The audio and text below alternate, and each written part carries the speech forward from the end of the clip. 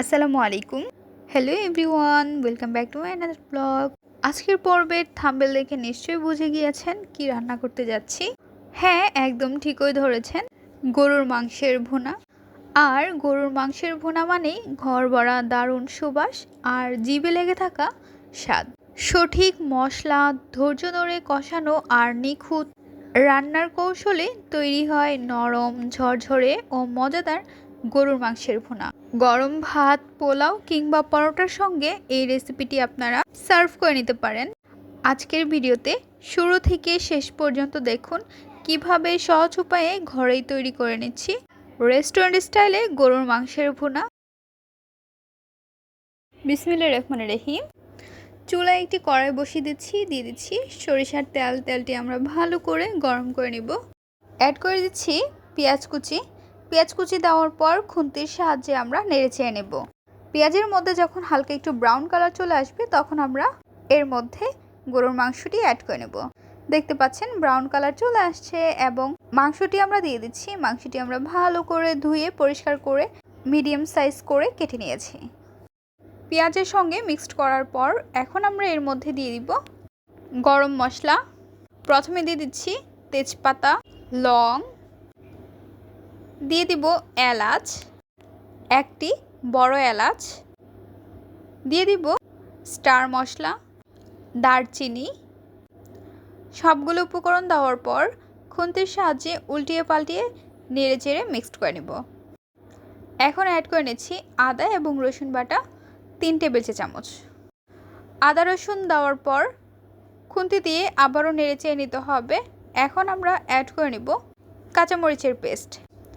সাথে দিয়ে দিচ্ছি হলুদের গুঁড়ো 2 টেবিল চামচ, গুঁড়ো মরিচের গুঁড়ো 2.5 টেবিল চামচ, অ্যাড করে নিচ্ছি ধনিয়ার গুঁড়ো, ভাজা জিরের গুঁড়ো 1/2 টেবিল চামচ, স্বাদ অনুযায়ী লবণ।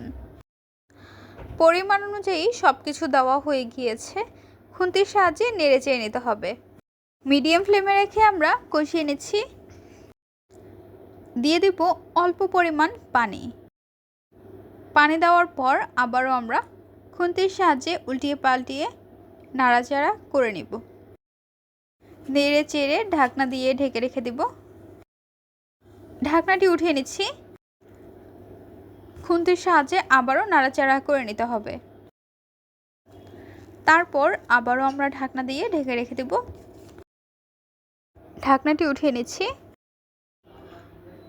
খুন্তির সাহায্যে আমরা নাড়াচাড়া করে নেব। গরুর মাংসটি একটু সময় নিয়ে ভালো করে কষিয়ে নিতে হবে এবং একটু পরপরই নাড়াচাড়া করে নিতে হবে, তা না হলে নিচে লেগে যেতে পারে। আবারও আমরা ঢাকনা উঠিয়ে নিচ্ছি।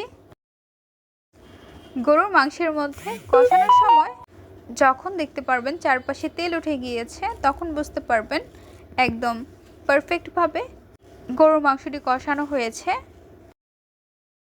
গরুর মাংসটি নাড়াচাড়া করে নেওয়ার পর এখন আমরা দিয়ে দিব আলু। এখানে আমরা 2টি আলু কেটে নিয়েছি। আলুটি দেওয়ার পর খুন্তি দিয়ে নেড়ে চেড়ে গরুর মাংসের সঙ্গে মিক্সড করে নিতে হবে। চলে আসলাম 3 মিনিট পর। ঢাকনাটি উঠিয়ে নিচ্ছি। খুন্তি দিয়ে নাড়াচাড়া করে নিচ্ছি। ঢাকনা দিয়ে ঢেকে রেখে দিব। চলে আসলাম 2 মিনিট পর। ঢাকনাটি উঠিয়ে গরুর মাংসটি আমরা নাড়াচাড়া করে নেব। গরুর মাংসটি ভালো করে কষানো হয়ে গিয়েছে। আরেকটি চুলায় আমরা পানি গরম করে নিয়েছি। গরম পানিটি মাংসের মধ্যে অ্যাড করে নিচ্ছি। পরিমাণ অনুযায়ী গরম পানি দিয়ে দেওয়ার পর খুন্তি দিয়ে নাড়াচাড়া করে নেব। নেড়েচেড়ে নেওয়ার পর আমরা ঢাকনা দিয়ে ঢেকে রেখে দেব। বলক আসা পর্যন্ত অপেক্ষা করব। চলে আসলাম 4 মিনিট পর। ঢাকনাটি উঠিয়ে নিচ্ছি। দেখতে পাচ্ছেন বলক চলে আসছে। খুন্তি দিয়ে আমরা নাড়াচাড়া করে নিচ্ছি। আবারও ঢাকনা দিয়ে ঢেকে রেখে দেব। গরুর মাংসটি নেড়েচেড়ে নেওয়ার পর এখন আমরা এর মধ্যে দিয়ে দিচ্ছি ভাজা জিরের গুঁড়ো। দেওয়ার পর খুন্তি দিয়ে আমরা নাড়াচাড়া করে নেব। তারপর ঢাকনা দিয়ে ঢেকে রেখে দেব। ঢাকনাটি উঠিয়ে নিচ্ছি। দেখতে পাচ্ছেন আমাদের রেসিপি রেডি। এখন আমরা নামিয়ে পরিবেশন করে নেব। তৈরি হয়ে গেল মজাদার গরুর মাংসের রেসিপি। আপনারা পোলাও কিংবা গরম ভাতের সঙ্গে এই রেসিপিটি সার্ভ করে নিতে পারেন। আমাদের আজকের পর্বের রেসিপি আপনাদের কাছে কেমন লেগেছে তা অবশ্যই জানিয়ে দেবেন আপনাদের মূল্যবান মতামতটি। ভিডিওটি ভালো লাগলে অবশ্যই একটি লাইক করে দেবেন এবং সাবস্ক্রাইব করে আমাদের পাশে থাকবেন। আজকের পর্বে এখানে বিদায় নিচ্ছি গাইস। আসসালামু আলাইকুম। ভালো থাকবেন সবাই। আল্লাহ হাফেজ।